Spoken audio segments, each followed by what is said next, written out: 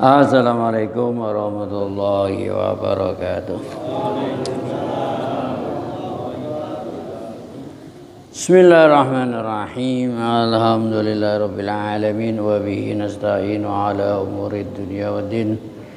Wassalatu wassalamu ala asrofil anbiya'i wal mursalin sayyidina wa nabiyina wa maulana Muhammadin Allahumma shalli wa ala alihi wa sahbihi ajma'in, amma ba'du.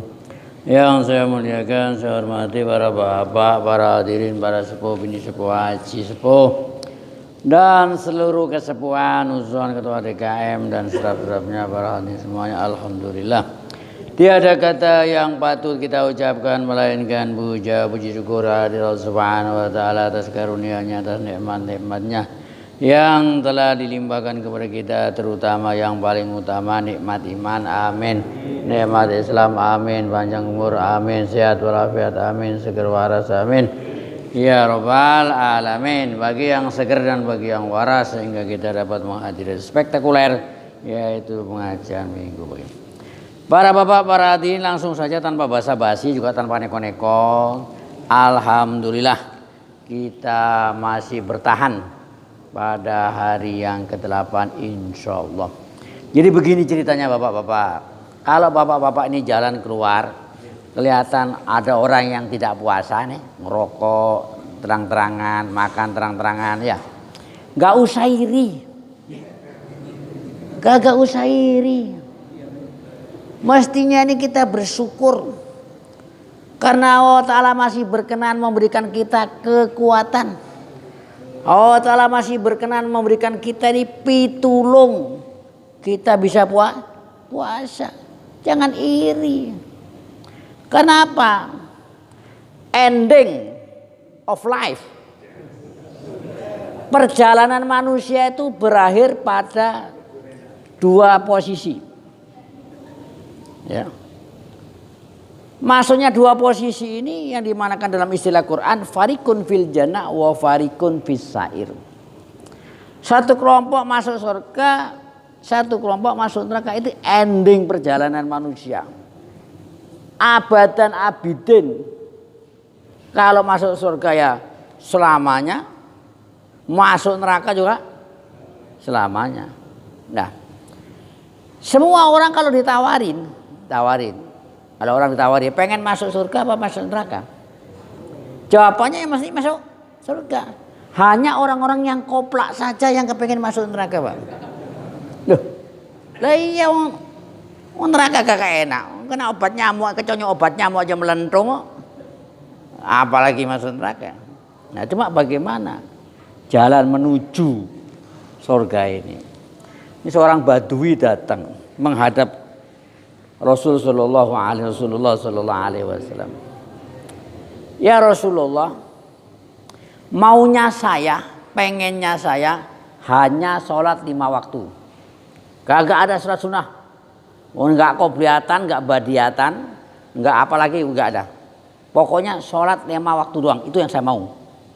Satu. Kedua, pengennya saya hanya puasa Ramadan doang. Nggak pakai puasa sunnah, Senin, Kemis, Asyura, Arafah, nggak mau dia. Pokoknya Ramadan doang. Saya ulangi lagi, 5 waktu doang, Ramadan doang. Dan saya akan melakukan apa yang saya yakini halal dan akan menjauhi apa yang saya yakini haram. Pertanyaannya, apakah saya masuk surga? Ini kan sudah sering saya katakan. Apa jawab Nabi? Ya. Jadi Ramadan itu gak boleh diganggu gugat, Pak.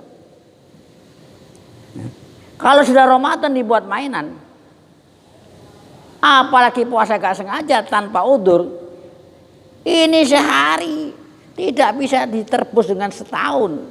Saking hebatnya bulan Ramadan. Itu ceritanya. Jadi gak usah iri, biarin. Siapa yang kenyang di sini besok lapar di sono.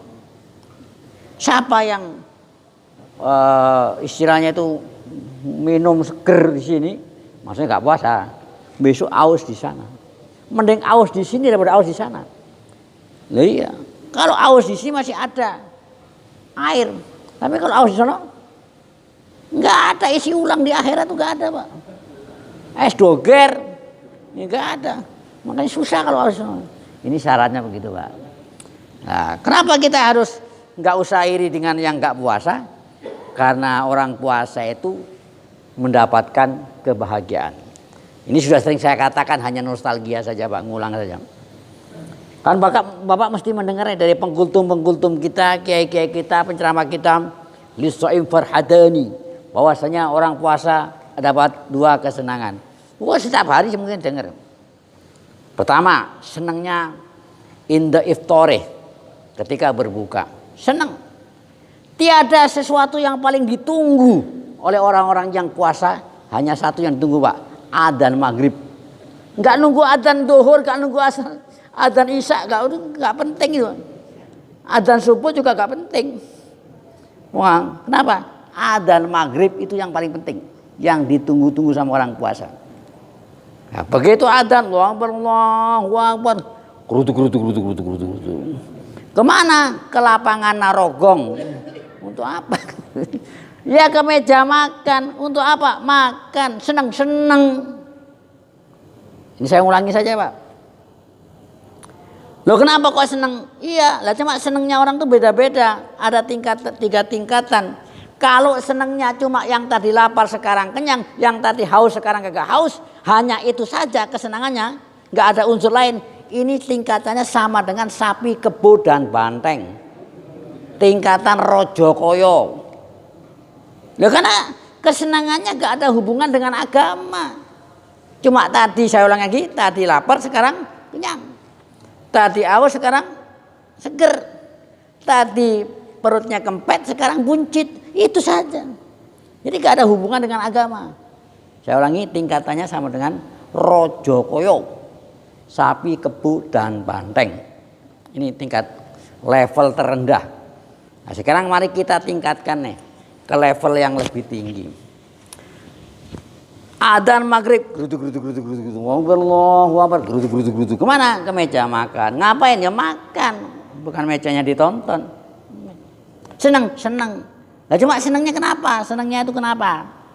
Nah, kalau senangnya dia mengatakan begini, alhamdulillah, mulai subuh tung sampai maghrib saya tidak melakukan sesuatu yang membatalkan puasa saya.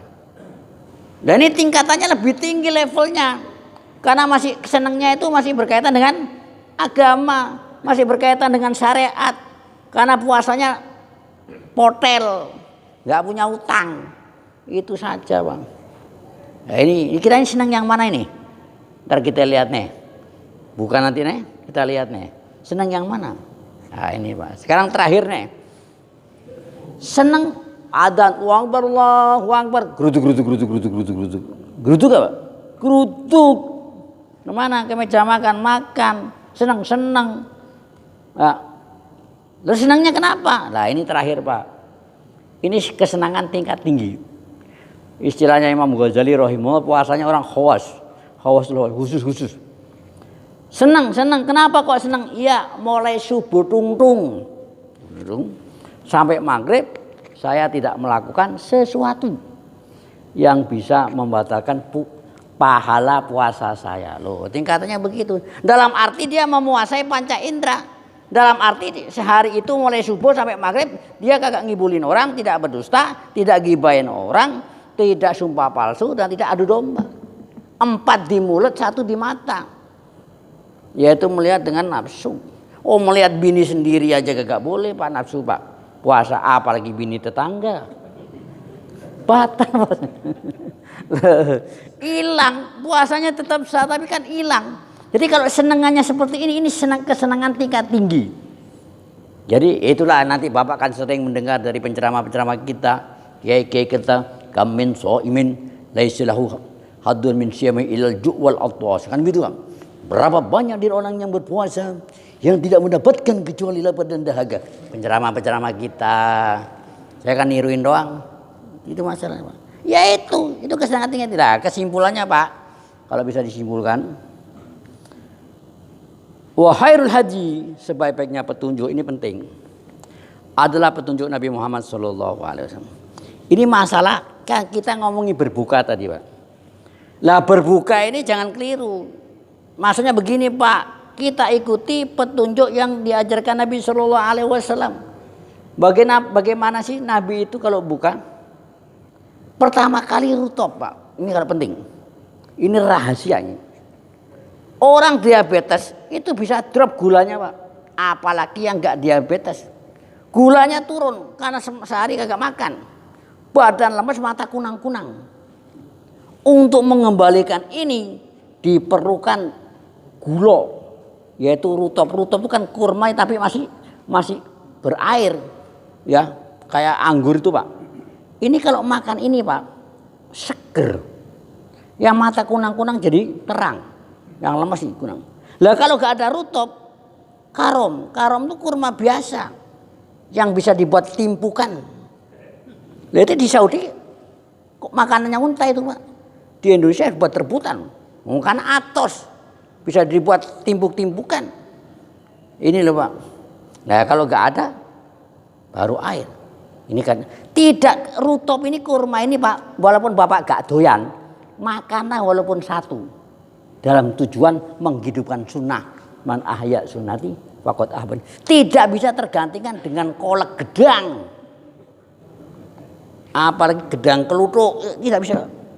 Tidak bisa tergantikan dengan sop buah, es buah, kolak tidak bisa. Walaupun sama-sama manis. Kecuali kalau nggak ada.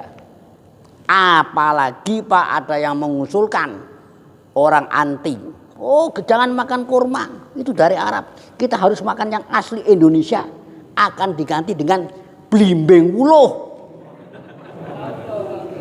Coba makan begitu adzan Bapak makan blimbing wuluh sebagai kurma Nusantara. Apa gak perih? Semua naik Pak. Asam kawah, asam kecut, asam lambung, asam apa baik akan naik. Lah iya. Kok diganti kurma Nusantara gara-gara apa? Hubul waton minal iman ke Indonesia. Ini salah. Nah, nanti bukan hanya meliputi Nusantara, bahkan regional juga mengusulkan. Kalau Bekasi pertama kali buka ya jengkol umpamanya dikeleduk ini kan bubar. Nah, makanya jangan menyimpang dari ajaran Nabi SAW karena itu ada rahasianya. Itu jadi gak bisa tergantikan dengan kolak. Saya ulangi atau es buah, kolang kaling segala macam walaupun manis. Ya, apalagi tergantikan dengan blimbing wuluh.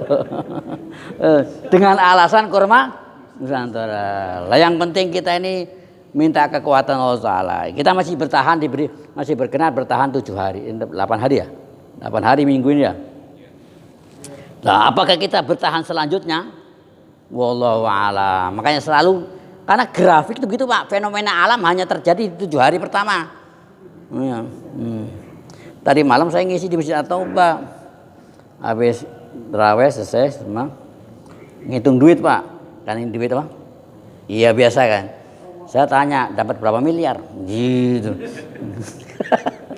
Apa kata sekarang menurun 3 hari pertama memang penuh. Setelah itu drastis semua. Bukan hanya duitnya yang menurun, orangnya juga menurun. Oleh karena itu sekian saya pengajian. Assalamualaikum warahmatullahi wabarakatuh.